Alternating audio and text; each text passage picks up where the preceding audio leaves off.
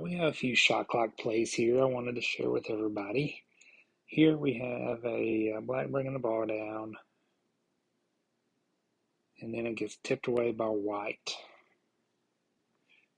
Got to remember on plays like this, it's all about possession. So white never gained possession, so we shouldn't have a reset.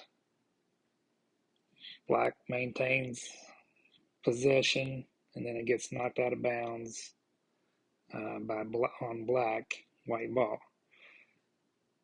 We got to make sure we are refereeing these plays to know in our mind if white gains possession here, and he clearly doesn't. As you can see, the ball is near his feet. Then black will scoop it up, take a dribble, bounce it off his leg, out of bounds. So we do need to make sure and have that conversation with our clock operator, um, about plays like that. That it's easy for them to reset it, be delayed on the reset than to reset quicker, and us trying to figure out what we need to do with the shot clock. So it's very important that the outside officials bring any information to the calling official here just by simply asking, did you have any change of possession? If the answer is no, then we'll be good with the shot clock what it should be, probably around the 15-second mark if black retained the ball. But since white got the ball, they get the full reset out of bounds on the side. But we got to make sure there's clearly not possession on plays like this.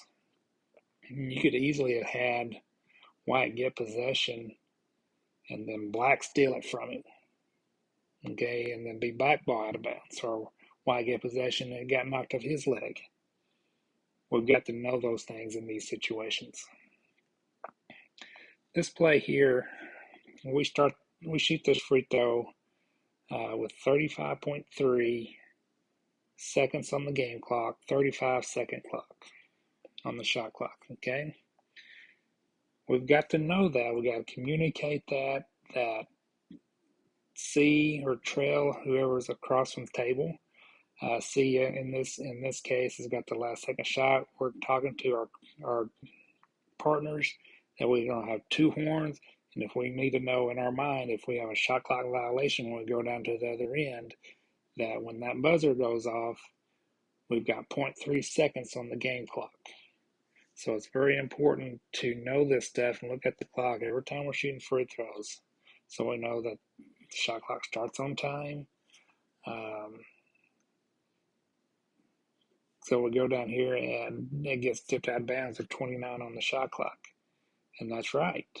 But as the crew here is telling the shot clock operator with the college mindset of 30 on the shot clock, we got to know what games we were working. If we're working high school, it's 35. So we should have left it at 29.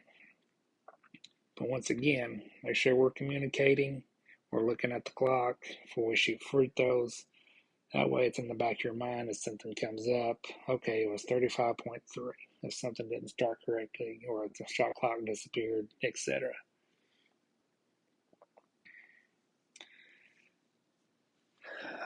Originally, I thought this was a kickball play, and after watching it over and over, I don't think it is. But we do need to make sure that if this play, a play like this is either straight out of bounds or if it's a kickball. If it's kickball, we got to know if we're going to 15 on the shot clock.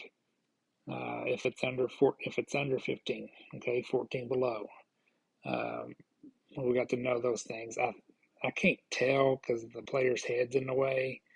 But remember, intentional is the intent on this play. And you can make a case that she kind of flipped her foot up, caused it to go out of bounds, which I think, based on the direction away she was trying to pass it to her player, the ankle, the foot area altered the paths. She didn't immediately go down on her foot and it went out of bounds. It got deflected out of bounds as she was stepping over. So we gotta be on those plays as well to know if it's a kick ball or not. Because if there's 2 seconds left on the shot clock and you deem it was a kick ball, then we need to make sure we get a reset to 15.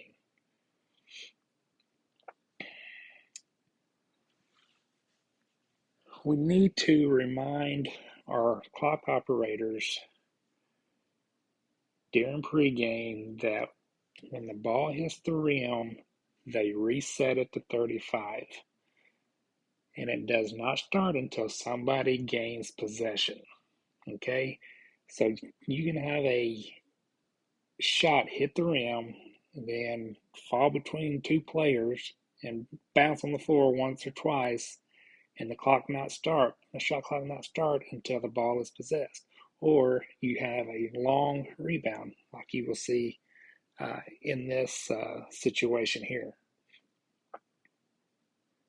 So it's very important, you'll see in this clip and the next clip, that we need to reiterate with our shot clock operators that they reset it on immediately on when it hits the rim, and they hold the reset until the ball is possessed. So here we have the ball hits the rim. He doesn't immediately set it. We're still around, I don't know what that is, I think 19. And then it's tipped. You can claim that she possessed it because she saved it and threw it back in toward her basket. At this point, I believe it got reset in between the time it was tipped when black or white tipped the ball. That's not a possession. I think it gets reset here. We're still at about 19.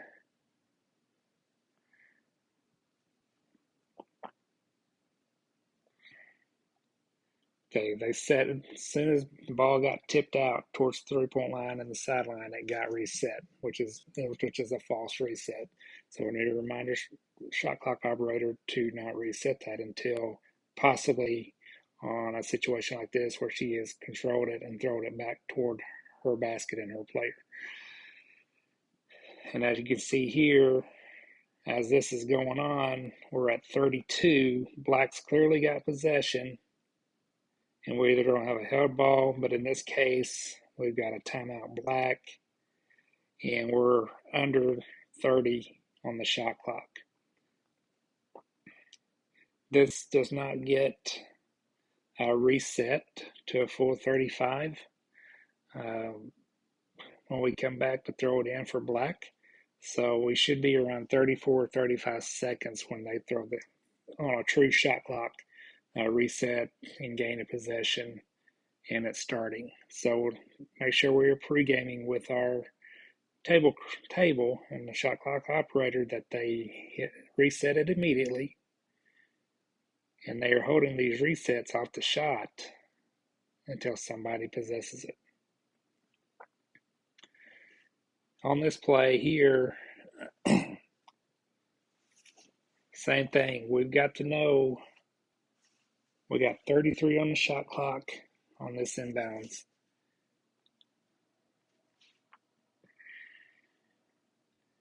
Shot goes up, rebound, tipped out of bounds. Okay, we're at 34. That should be 35 when we throw it in bounds here. Okay, the shot clock does not start off the tip like that. It starts on a possession.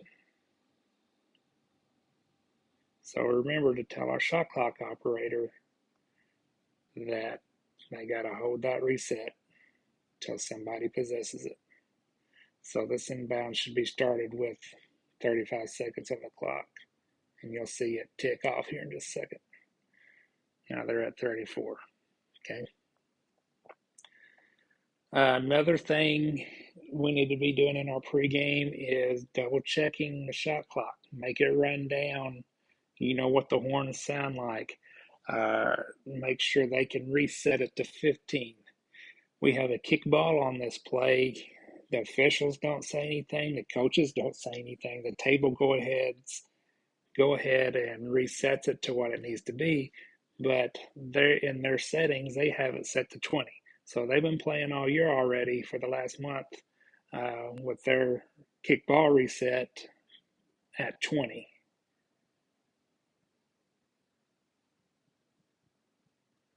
You see, they reset it to 20. I don't know what it was at. It was right around the 16, 15, 16 mark. But you need a pregame and run uh, the shot clock down. Make sure it resets to 15. Make sure they know how to correct the time if you need to put time on the shot clock. Um, and other things that I mentioned about reset it when it hits the rim, about hold the reset until somebody gains possession. Okay, we got to make sure we're pre-gaming with the table before our varsity games. All these scenarios, make sure it's working right.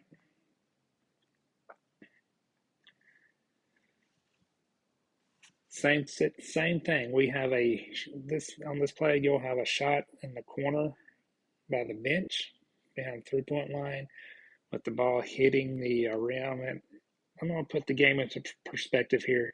It's a minute 43 left in the game, and it's 31-31.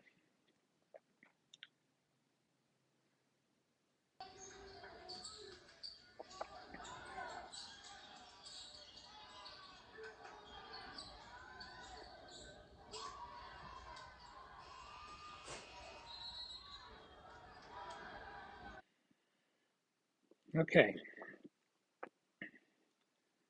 so the ball gets shot with 4 seconds left on the clock. 3 seconds, and hits the rim when it's at 3 or 2 seconds, and we have a rebound on the other side. So if the shot clock operator immediately resets the shot clock to 35, we don't have any issues on the rebound and the putback on this play. But since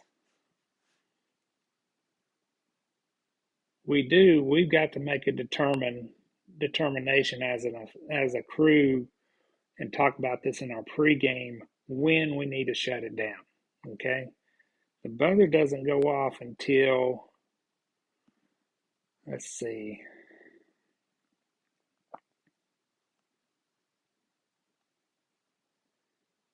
so Black clearly has possession,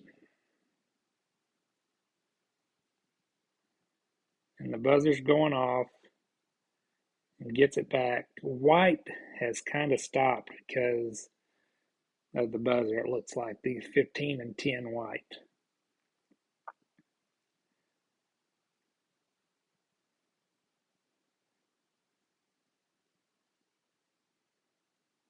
So we've got to make a decision as a crew when we talk about it in pregame. Are we blowing it dead immediately, or we don't let it play on, since we know that the shot clock violation did not happen.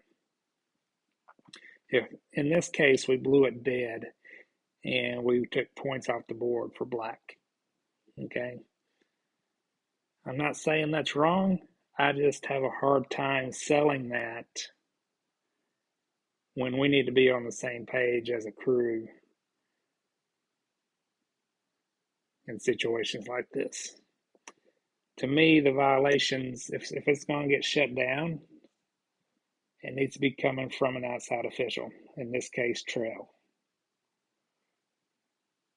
Unless Lead has 110% knowledge that that ball did not hit the rim.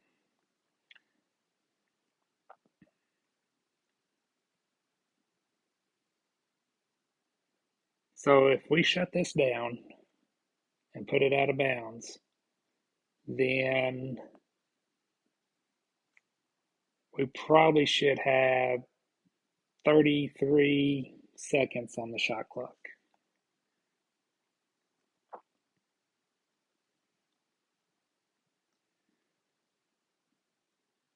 It'd be safe to say that by the time the buzzer went off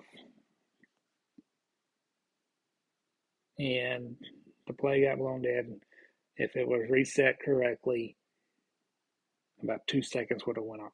So we've got to know those situations and know those what to do with the shot clock.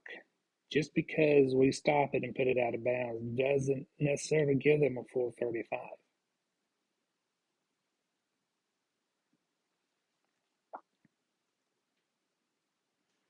So once again, pregame with your shot clock operator to reset it on the hit and hold the reset until possession. And let's really work hard as a crew and pregame as a crew about shot clock violations, how we handle those.